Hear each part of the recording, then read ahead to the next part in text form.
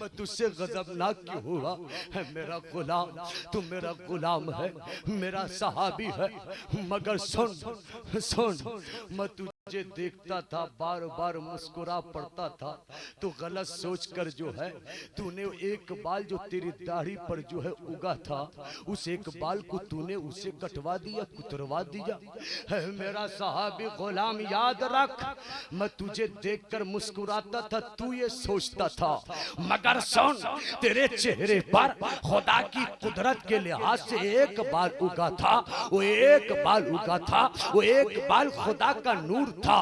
है मेरा गुलाम, तुझ पर जब मेरी नजर पड़ती थी तो उस एक बाल पर 70 फरिश्ते उसे पकड़ के झूला करते थे, तो मैं देखकर तुझे मुस्कुरा पड़ता था।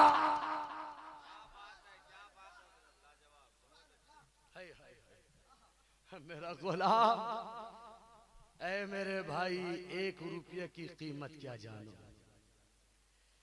दाढ़ी, कुछ लोग कहते हैं कि हजरत दाढ़ी का बाल हमारा उगता नहीं, हम कैसे क्या करें। अरे जितना उग जाए उतनी ही दाढ़ी है, बोलो सुभान अल्लाह।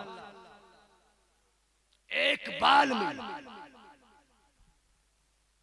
फरिश्ते उसे अपना झूला बनाए,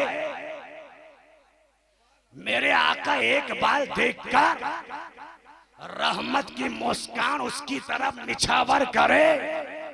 अंदाजा लगाओ, जिसका चेहरा बाल से भरा हो,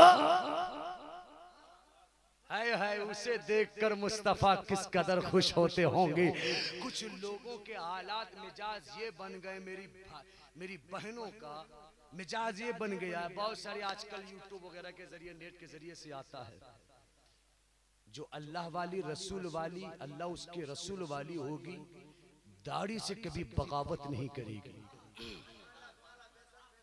कुछ हमारी बहनें कहती हैं कि जिसके दाढ़ी है तो हम उससे निकाह नहीं करेंगे, वो पागल मेरी बहनें हैं।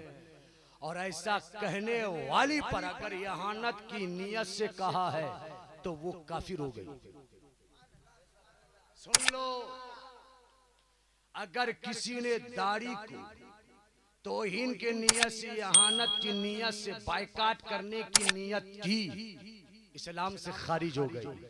रसूल की अदना सुन्नत की इहानत कोई कर दे, वो इंसान इस्लाम से बाहर हो जाता है। मजाक है, जिसे रसूल अपनाए उसके साथ कभी पंगा मत लेना। और याद रखो, मेरी बहनें कुछ बैठी है, मैं आपसे भी कहना चाहता हूँ, दाढ़ी जो मर्द रखे उसी से मेरी बहनें निकाह करो, क्योंकि जो खुदा उसके रसूल का नहीं वो तेरा नहीं हो सकता।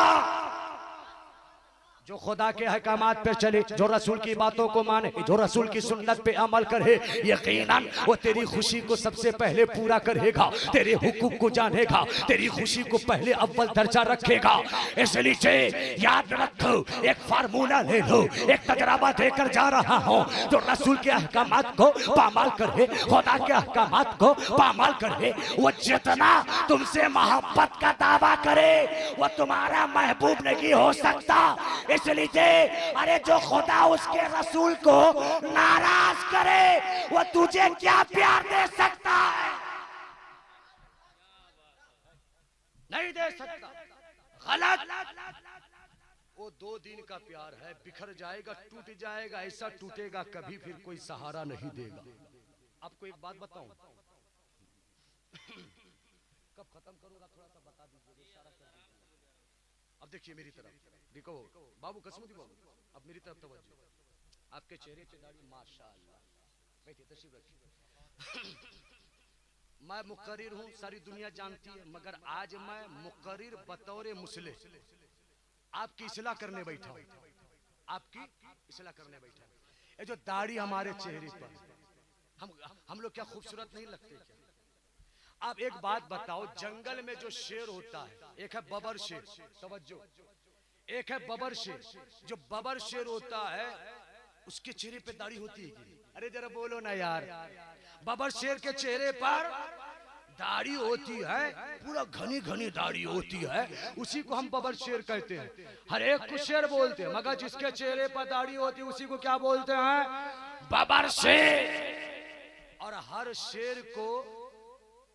शेर को जो जंगलों में सबका अल्लाह जोड़ बनाया है, जानवरों को भी जोड़ है, इंसानों का भी जोड़ है, अल्लाह सबका जोड़ बनाया है दुनिया में।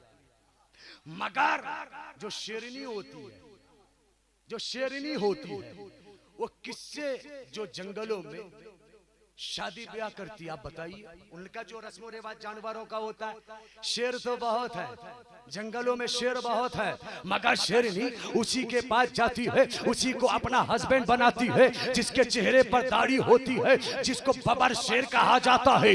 पता क्या चला, मालूम क्या हुआ कि दाढ़ी वालों को वही बच्ची वही लड़कियां, वही बहनें पसंद करेंगी जिनका कलेजा शेरनी के जैसा होता है।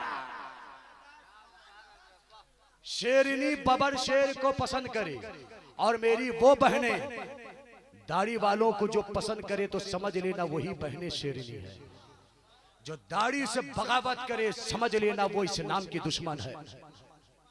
उसका बाइकाट करना आजकल होता रहता है ये मामला। लेकिन यारो दाढ़ी तो आज नहीं तो कल रखना है। बोलो आज नहीं तो कल रखना है। दाढ़ी अगर ना रखो, वहां मुंह मोड़ लिए थे तो कयामत आ गई थी। जब कब्र में लेटाकर घर परिवार आ जाएंगे तो रसूल तीसरे सवाल बनकर जब खड़े होंगे, जब देखेंगे कि फला के चेहरे पर दाढ़ी नहीं है, मेरा उम्मती है, मेरा गुलाम है, मगर बिना दाढ़ी का आया है। अगर वहां रसूल मुंह फेर ले तो कौन होगा वहां बचाने वाला? यहाँ आलिम तो आपको बचाने के लिए बार बार चीखते हैं, चिल्लाते हैं, गिड़गिड़ाते हैं, अपने फायदे के लिए। क्या हम खाते हैं, पीते हैं, सब कुछ करते हैं, हम भी तो चाहते तो बैठे, क्योंकि अल्लाह ने आपको आलिम नहीं बनाया, हमको बनाया। और अल्लाह जिससे दीन का काम लेना चाहता है उसी को अल्लाह ताज अता करता है। बोलो सुभान अल्लाह। तो आपसे गुजारिश है, मेरी जिंदगी बाहर गुजरती है, आपके घरों में कितने ऐसे बच्चे होंगे, मेरी माँ बहनों के बेटे बेटियां होंगी। हमारा जो मदरसा है जामियातुस सिद्दीक ये ज़खरई में आबाद है। बोलो सुभान अल्लाह। आज आपकी मोहब्बत में वहां से मैं आया। वहां हम जो सारी जिंदगी गुजारते हैं, गरीब के बच्चों को तालीम देकर उन्हें हाफिज आलिम कारी बनाते हैं, यही है ना।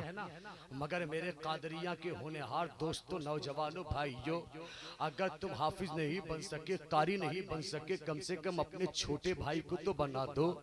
अगर तुम्हारे घर में 2 बेटी है, एक बेटा को तो बना दो। अगर 3 हो उनमें से एक को बना दो, 4 हो तो एक को बना दो, ताकि वो एक जो है आप सबको जो है जन्नत में ले जाने का एक जरिया बन जाए।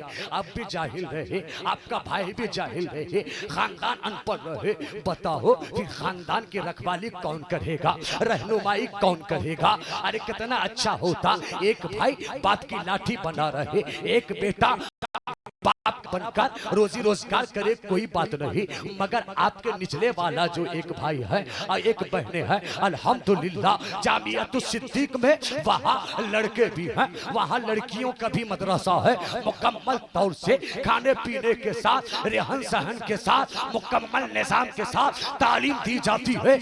आप अपने बच्चे को कम से कम 3 साल के लिए मेरे हवाले करें। 3 साल के बाद आपका बच्चा हाफिज़े कुरान बनकर आपके सामने खड़ा होगा। मगर आपसे गुजारिश है, हम आपके बच्चों को, आप लोगों को कामयाब बनाने के लिए, बच्चों के लिए जो है आपसे गुजारिश कर रहे हैं। इसलिए जब जो बच्चों को, ठीक है, अब जो बच्चों को या बच्चियों को पढ़ाना चाहे, तालीम दिलाना चाहे, आगे बनाना चाहे, सबसे बड़ा मदरसा इस वक्त